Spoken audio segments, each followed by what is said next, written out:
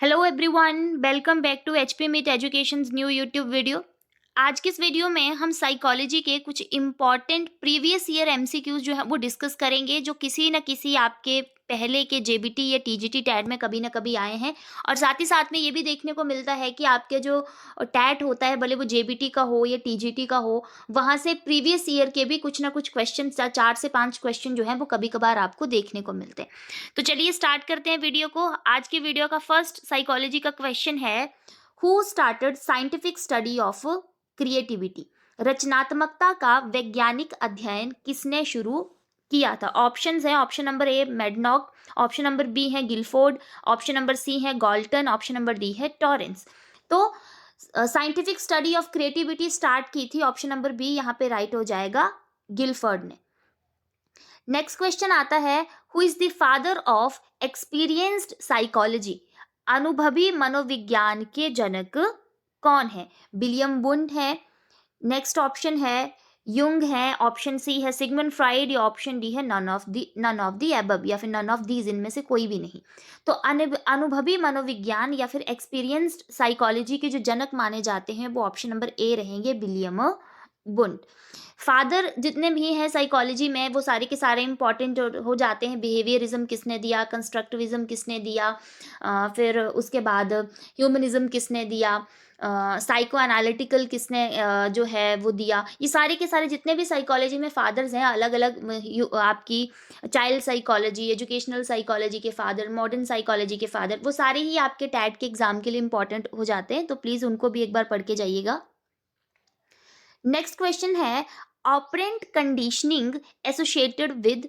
जो operant conditioning theory है वो इनमें से कौन से व्यक्ति के साथ एसोसिएटेड है? थॉर्नडाइक है, बी है स्किनर, सी है हल, या डी है मिलर। तो यहाँ पे ऑप्शन नंबर बी राइट हो जाएगा। ऑपरेंट कंडीशनिंग एक लर्निंग की थ्योरी दी थी, ऑपरेंट कंडीशनिंग थ्योरी जो कि दी थी स्किनर के द्वारा। तो ऑप्शन नंबर बी यहाँ पे राइट हो जाएगा।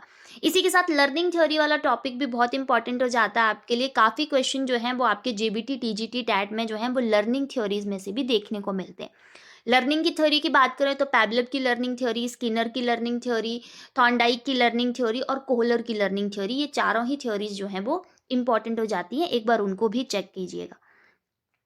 नेक्स्ट क्वेश्चन है, ink blot test given by. Ink blot test जो था वो किसने दिया था?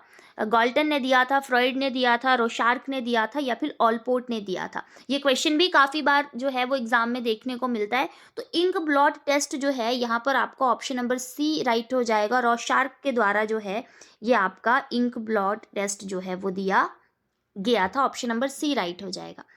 नेक्स्ट क्वेश्चन है, the psychological method of individual study of a child is. किसी बच्चे के व्यक्तिगत अध्ययन की मनोवैज्ञानिक विधि क्या है? जब हमें किसी बच्चे का व्यक्तिगत तौर पर अध्ययन करना पड़ता है, इंडिविजुअल स्टडी करनी पड़ती है किसी बच्चे की, तो उस साइकोलॉजिकल मेथड को क्या कहते हैं? ऑप्शंस हैं आपके पास। Option number A rating scale बोलते हैं, क्वेश्चनरीज बोलते हैं, केस स्टडी बोलते हैं, या एक्सपेरिमेंटल मेथड बोलते हैं।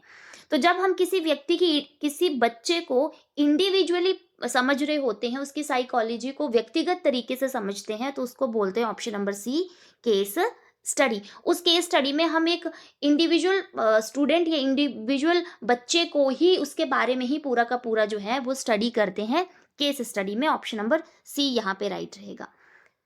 नेक्स्ट क्वेश्चन है, association between stimulus and response is known as. उत्तेजना और प्रतिक्रिया के बीच संबंध को डैश के रूप में जाना जाता है। फिर लर्निंग थ्योरी में से क्वेश्चन आया है, association with stimulus and response is known as. क्या बोला जाता है? ये स्टिमुलस और रिस्पॉन्स का जो एक रिलेशन होता है, इसको क्या बोला जाता है?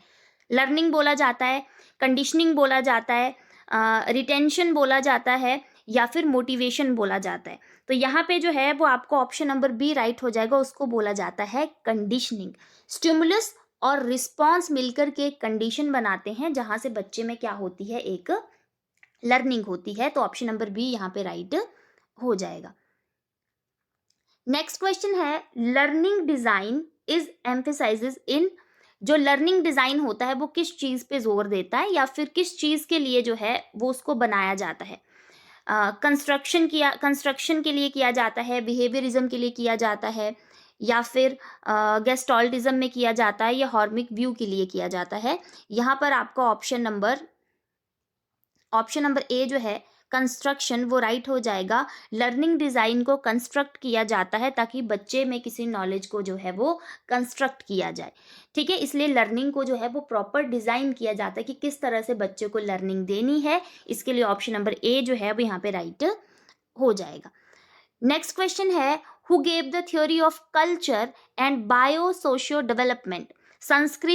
संस्कृति एवं जैव सामाजिक विकास का सिद्धांत किसने दिया था? यहाँ में से किसने बात की थी culture and bio social development की? तो यहाँ पर आया जाएगा वॉटसन है, पैब्लव है, बायगॉस्की है या फिर डी मेस्लो है। तो आपको पता है बायगॉस्की की जो थ्योरी थी उसमें ही उन्होंने culture and bio social development के बारे में बात किया था। बायगॉस्की की बहुत इंपॉर्टेंट थ्योरी है, इसलिए ऑप्शन नंबर सी जो है वो यहाँ पे राइट हो जाएगा।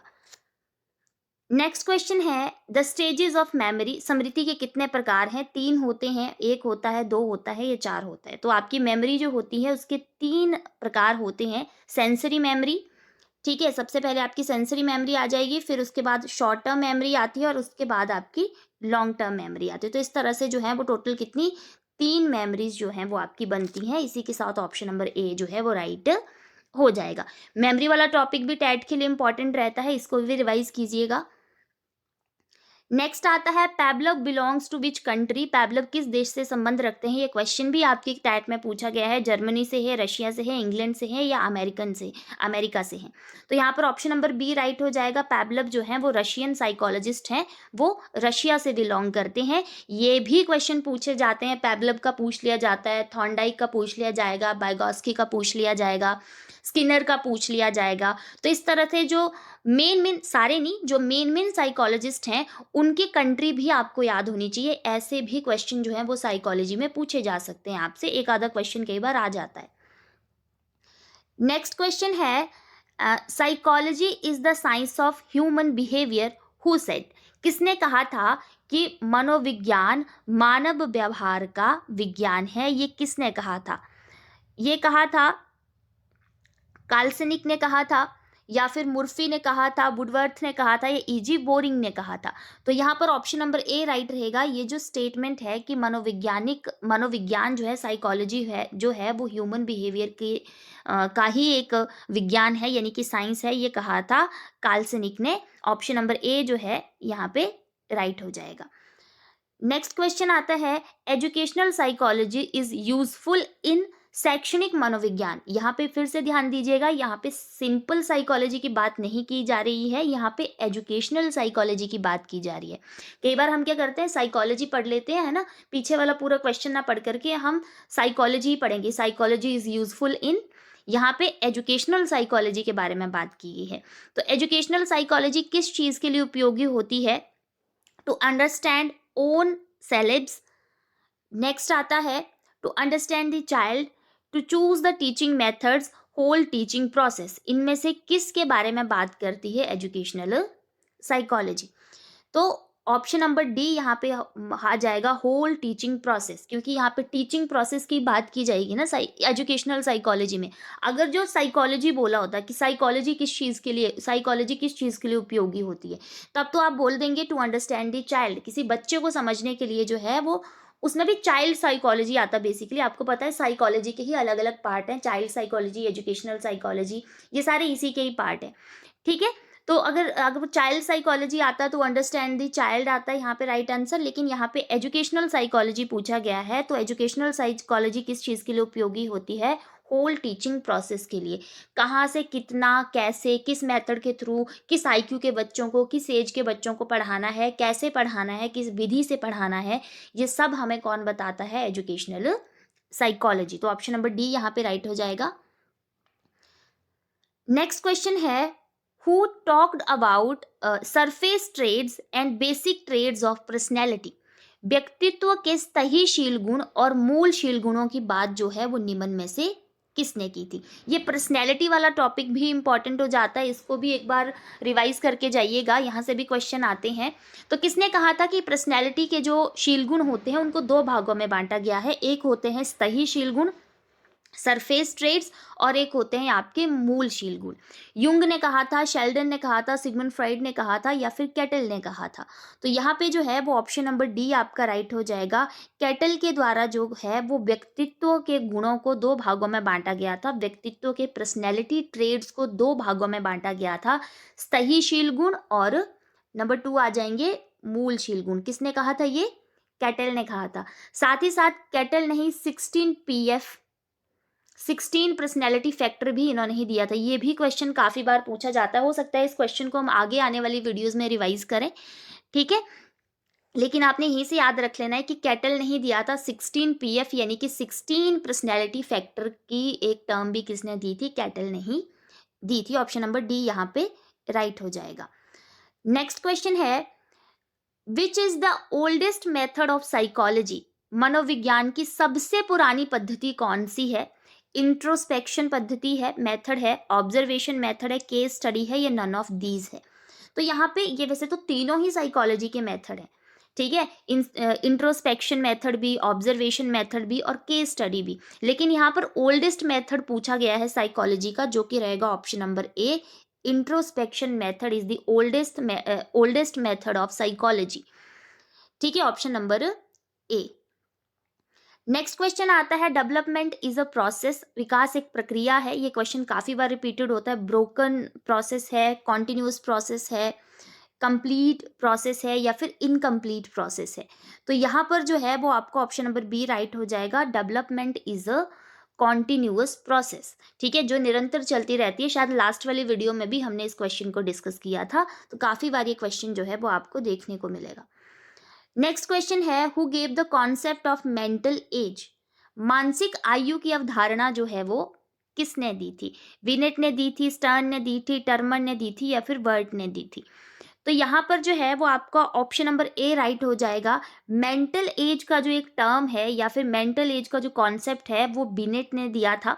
मेंटल एज आपको पता है इंपॉर्टेंट होती है आईक्यू को निकालने के लिए। जब हमारे को आईक्यू निकालना होता है, इंटेलिजेंट क्वोशिएंट निकालना होता है कि किसी बच्चे का कितना आईक्यू है, किसी व्यक्ति का कितना आईक्यू है, तो वहाँ पर हमें दो चीज़ें इंपॉर्टेंट चाहिए होती है। एक मेंटल एज हमें पता होनी चाहिए बच्चे की, और सेकेंड हमें उसकी रियल एज पता होनी चाहिए। उसको मल्टीप्लाई करके जो है हम आईक्यू निकालते हैं, ठीक है। तो आईक्यू का कॉन्सेप्ट तो चलो बाद में आया, लेकिन उससे पहले मेंटल एज का कॉन्सेप्ट आया, जो कि किसने दिया था? विनेट ने दिया था। ऑप्शन नंबर ए जो है वो यहाँ पे राइट हो जाएगा।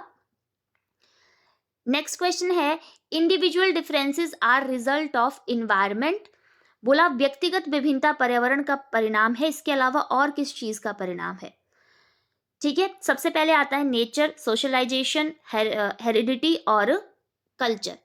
तो जब भी हम इंडिविजुअल डिफरेंसेस पढ़ते हैं, जब ये टॉपिक पढ़ते हैं, तो स्टार्टिंग में हम लोग पढ़ते हैं कि इंडिविजुअल डिफरेंसेस ही दो वजह से एक व्यक्ति में आते हैं। कोई भी दो व्यक्ति जो हैं, ठीक है, भले वो जुड़वा बच्चे क्यों ना हो, भले वो एक ही माता पिता के बच्चे क्यों ना हो, ठीक है, एक ही फैमिली के बच्चे क्यों ना हो, उनमें भी कुछ ना कुछ इंडिविजुअल डिफरेंसेस रहेंगे। व्यक्तिगत आधार पर उनमें विभिन्नताएं रहेंगी, जो कि दो कारणों से बनती है। एक तो इन्वायरमेंट की वजह से बनती है, और दूसरा यहाँ पे आ जाएगा हेरिडिटी, ठीक है।